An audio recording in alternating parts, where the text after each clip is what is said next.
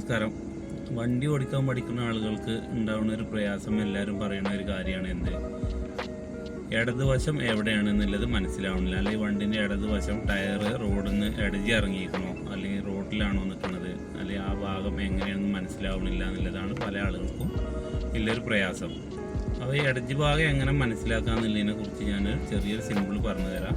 ഈ സിമ്പിൾ വെച്ചിങ്ങാണ്ട് എന്ത് ചെയ്യരുത്, നമ്മൾ വണ്ടി ഓടിക്കുമ്പോൾ ഈ സിമ്പിൾ വെച്ചിട്ട് അല്ലെങ്കിൽ പറയുന്ന കാര്യങ്ങൾ വെച്ചിട്ട് നമ്മൾ വണ്ടി ഓടിക്കാൻ അനുകരിക്കരുത്. ഇത് നമ്മൾ വണ്ടി എവിടെയെങ്കിലും പാർക്ക് ചെയ്യുമ്പോൾ മാത്രമേ നമുക്ക് സൈഡ് നോക്കാനുള്ളൊരു സംവിധാനമാണ് പറഞ്ഞു തരാൻ പോണത്. അല്ലാത്ത രീതിയിൽ നമ്മൾ വണ്ടി ഓടിക്കുമ്പോൾ നമ്മൾ എവിടെ നോക്കി ഓടിക്കണം, എത്ര ദൂരത്ത് ഫോക്കസ് ചെയ്യണം എന്നുള്ളതിനൊക്കെ കുറിച്ച് നമുക്ക് അടുത്തൊരു വീഡിയോ കൂടി ഇടാം. ഓക്കെ, അപ്പോൾ എങ്ങനെയെന്ന് നമുക്ക് നോക്കാം. ഇപ്പോൾ ഈ വണ്ടി റോഡിൻ്റെ എഡ്ജിന് ചേർത്താണ് നിർത്തിയിട്ടുള്ളത്. ലെഫ്റ്റ് സൈഡ് പരമാവധി ചേർത്ത് നിർത്തിയിട്ടുണ്ട്. അപ്പോൾ ഡ്രൈവർ സീറ്റിൽ ഇരിക്കുന്ന ഒരാൾ നിലയ്ക്ക് നിങ്ങൾ നോക്കേണ്ടത് നമ്മുടെ വണ്ടിൻ്റെ മിഡിൽ ഭാഗത്ത് കൂടിയാണോ, റോഡിൻ്റെ അറ്റം മുതൽ അവിടെ നിന്ന് ഇങ്ങോട്ടൊക്കെ നമുക്ക് ഈ റോഡിൻ്റെ ഇടത്തെ ഭാഗത്ത് എഡ്ജ് കണ്ടുവരുന്നുണ്ട്. ആ എഡ്ജ് മറയുന്ന ഒരു ഭാഗം ഉണ്ടാവും നമ്മുടെ ഫ്രണ്ടിൽ. ആ മറയുന്ന ഭാഗം നമുക്ക് റോഡിൻ്റെ വണ്ടിൻ്റെ ഈ എൻഡിൽ കൂടിയാണോ കാണുന്നതെന്നുള്ളതാണ് നിങ്ങൾ നോക്കേണ്ടത്. എവിടെ നമ്മളെ ഈ മിഡിൽ വൈപ്പറിൻ്റെ ഗ്ലാസിൻ്റെ അവിടെ നിന്ന് അങ്ങോട്ടും ഇങ്ങോട്ടും ഒരേപോലെ ഗ്യാപ്പ് ഇട്ടിട്ട് നടുവിലാണ് ആ എഡ്ജ് നമുക്കിപ്പോൾ കാണണമെന്നുണ്ടെങ്കിൽ എന്ത് മനസ്സിലാക്കണം, നമ്മളെ വണ്ടി ഇടത് വശം ചേർന്നിട്ടാണ് നിൽക്കണമെന്നില്ല മനസ്സിലാക്കണം. ഇനി അതിൻ്റെ ഒരു വ്യത്യാസം വരും എങ്ങനെയാണെന്ന് ചോദിച്ചാൽ ഒന്ന് കാണിച്ചു തരാം. നമ്മൾ വണ്ടിനെ മെല്ലെ മൂവ് ചെയ്തു, കുറച്ച് റൈറ്റിക്കാണ് മൂവ് ചെയ്യണത്. റൈറ്റിക്ക് മൂവ് ചെയ്തുകൊണ്ട് ഒന്ന് റോഡിലേക്ക് കയറി. റോഡിലേക്ക് കുറച്ച് കയറിയപ്പോൾ എന്തായി, നമ്മുടെ ഈ എഡ്ജിൻ്റെ ഭാഗം എന്തായി, ഈ സെൻറ്ററിൽ നിന്ന് കുറച്ച് ഇങ്ങോട്ട് മാറിയിട്ടുണ്ട്. ഇനി നമ്മൾ ഒന്നും കൂടി റൈറ്റിക്ക് മാറുമ്പോൾ എന്താവും, ഒന്നും കൂടി അതെന്താവും, ഇങ്ങോട്ട് കുറച്ചുകൂടി മാറിയിട്ടുണ്ടാവും.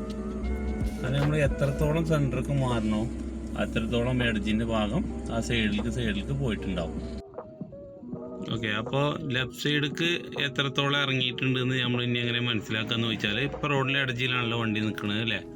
അപ്പോൾ ഇനി ഇപ്പോൾ ഈ കാണുന്ന മിഡിലിൽ കറക്റ്റായി നിൽക്കുന്നതുകൊണ്ട് എന്താണ്, വണ്ടി നമ്മൾ എഡ്ജിന് കറക്റ്റായിട്ടാണ് നിൽക്കണമെന്ന് മനസ്സിലാക്കാം.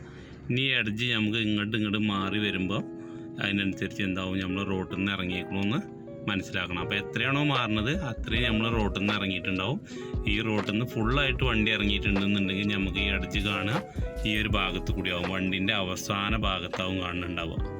മെയിൻ ഗ്ലാസിൻ്റെ ഒന്ന് നോക്കാം നമുക്ക്. ഇപ്പോൾ വണ്ടിനെ കുറച്ച് ഫ്രണ്ടിലേക്ക് എടുക്കുകയാണ്, ഒന്ന് ലെഫ്റ്റിക്ക് വളച്ച് റോട്ടിൽ നിന്ന് ഇറങ്ങിയപ്പോൾ കണ്ടോ, ഇത്തിരി ഇറങ്ങിയപ്പോൾ എന്തായി, എഡ്ജ് നമുക്ക് ഇവിടെ കാണാൻ തുടങ്ങി അല്ലേ.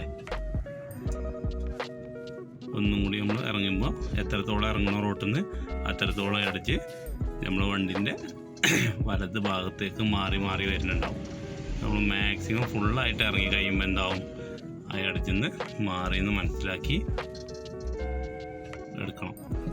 ഇപ്പോൾ നമുക്ക് കാണുന്നത് എവിടെയാണ് എഡ്ജിനെ, വണ്ടിൻ്റെ ഏറ്റവും ലാസ്റ്റ് ഭാഗത്ത് കാണുന്നുണ്ടെങ്കിൽ നമ്മൾ റോട്ടിൽ നിന്ന് ഫുള്ള് ഇറങ്ങിയിട്ടുണ്ട് എന്ന് മനസ്സിലാക്കി വെക്കണം.